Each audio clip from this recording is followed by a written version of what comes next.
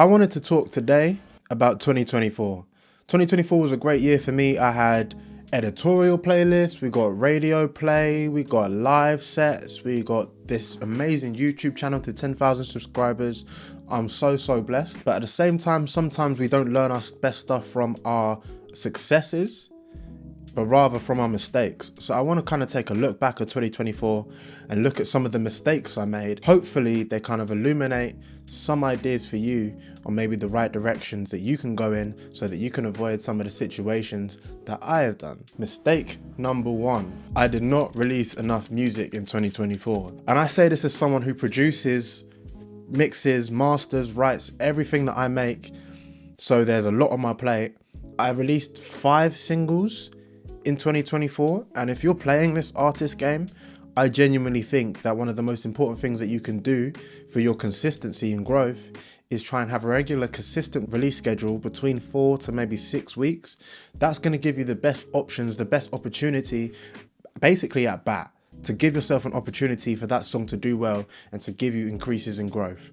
You're going to be able to build out fan bases, find your sound faster, and essentially go through that phase of growing as an upcoming artist way quicker. So for 2025, I'm actually hoping, it's very ambitious, but I'm hoping to get at least 10 to 12 singles, which is like 1 a month. It's very intense, but this idea of actually setting yourself a deadline is going to force you to be able to have limitations. Essentially, you're not working on tracks for 2 months, 6 months, a year. Work fills the amount of time that you give it.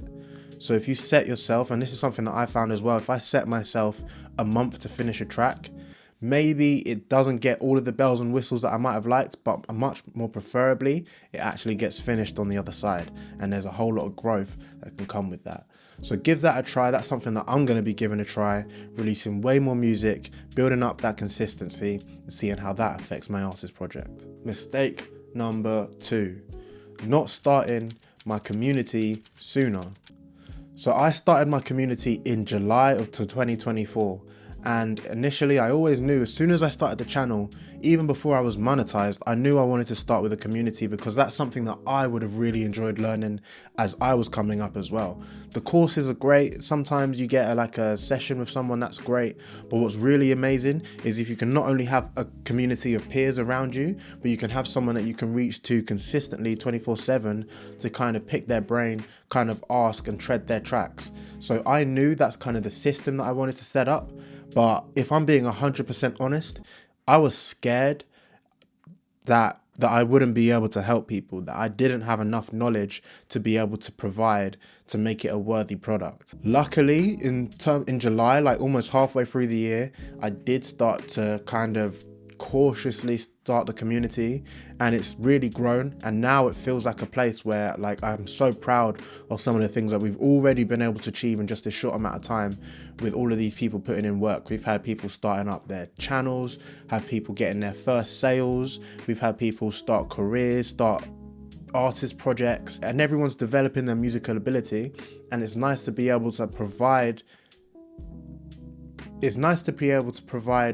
actual assistance to a unique individual, to be able to address one single person and say, here's what I think you should do, instead of giving this vague advice, which frankly is kind of cookie cutter, not to throw shade, but that's how I feel about these advices when I'm talking to everyone versus when I'm talking to one person.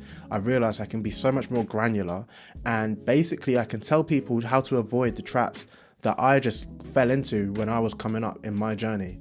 And now things that took me 10 years I've been producing for, things that took me 10 years are now taking people months to be able to complete, which is absolutely amazing. It feels great. It's very valuable. It feels super rewarding to be able to do that for people. And my only regret is not starting way sooner. Number 3, one of the big things that I missed this year, not enough content, not enough short form content. So this might sound strange because I feel like I've been quite consistent on YouTube. A lot of videos have been coming out, at least 1 a week for a very long time. But when you're playing the artist game, when you're doing your artist project, one of the most powerful tools that we have available to us in this particular time is your short form content, your Instagram Reels, your YouTube Shorts, and your TikToks. All of these are discovery mechanisms, and they're absolutely free, which is incredible.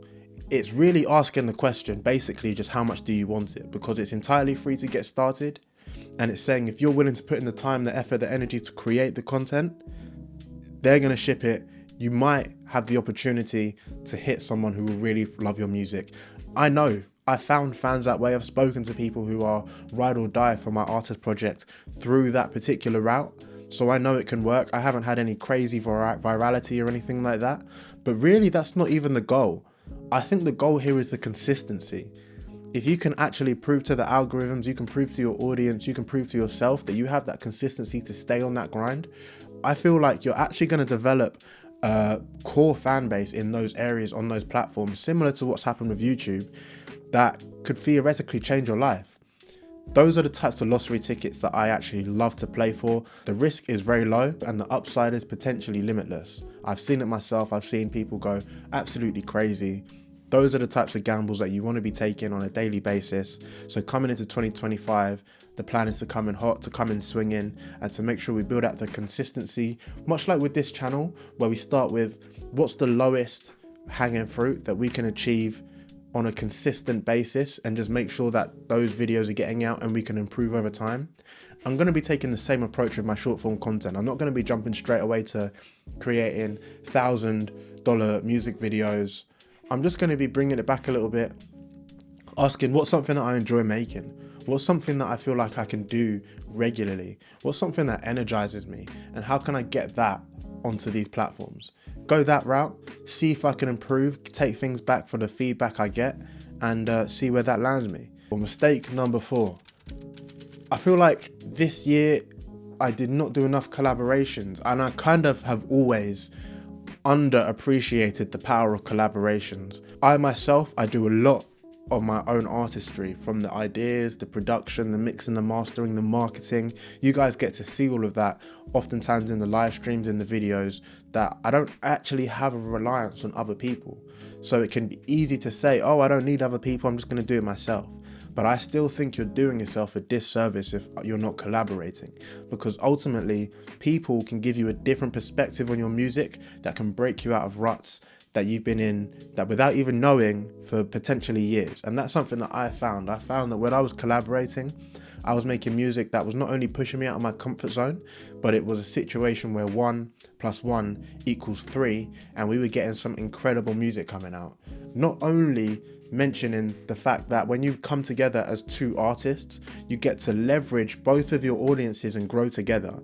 I've actually heard people say that as an upcoming artist, as a beginner artist, collaborations is one of the main ways that you should be growing. You shouldn't really be releasing without a collaboration. Now, obviously, that's a little tricky. I always advocate for making sure you get your releases out first before you go fishing around trying to find someone to do it with. There's a very big difference between reliance and collaboration. But still, I think in 2025, I'm going to be focusing a lot more on trying to find other people to uplift my project, to be working with. And this is not just in an artist capacity as well. There's a lot of things that I do. I love session work. I love the music that I'm making. Even if I'm just doing jam sessions, I'm going to be trying to be out there more, networking with people, because at the end of the day, in my eyes, the music industry is still a people industry, and you never know where those types of things can take you. So I'm going to be leading headfirst with collaborations, a lot more music coming out, and a lot more music coming out with other people. Lastly, number 5, I feel like this year I really slacked on my personal growth in terms of practicing my music. Now, this might sound crazy because obviously I get a lot of practice when I'm making my videos. Those production videos are absolutely great for me. Hopefully you guys learn something, but I know I definitely learned something. I'm always going through a little bit of a phase of initial research to find out what kind of artists I'm trying to emulate, what kind of music I like. I'm trying to find kits and stuff, and all of those things are super helpful. But this is more speaking about my piano lessons and my bass lessons and practicing my scales, you know, those boring fundamentals that you really kind of have to get in the habit of. I went through a short phase of actually writing daily as well. These types of things, when I was actually doing them, I was noticing massive steps and increases in my skills, in my growth, in my ability, and that would directly translate to my music. I can get complacent because I already feel like I have a bank of knowledge that I can rely on, but the fact is, if you're not growing, you're stagnating, right? That's the thing with music. It's kind of like a river. It has to flow through, in my opinion.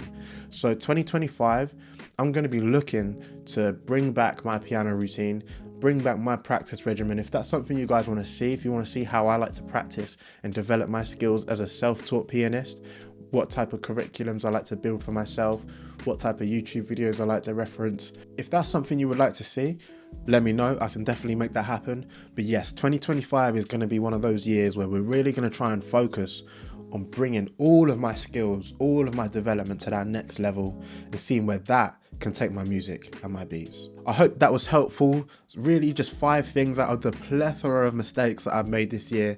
And hopefully in 2025, we can kind of fix up onwards and upwards with the growth. This is not a negative video. This is not a woe is me video.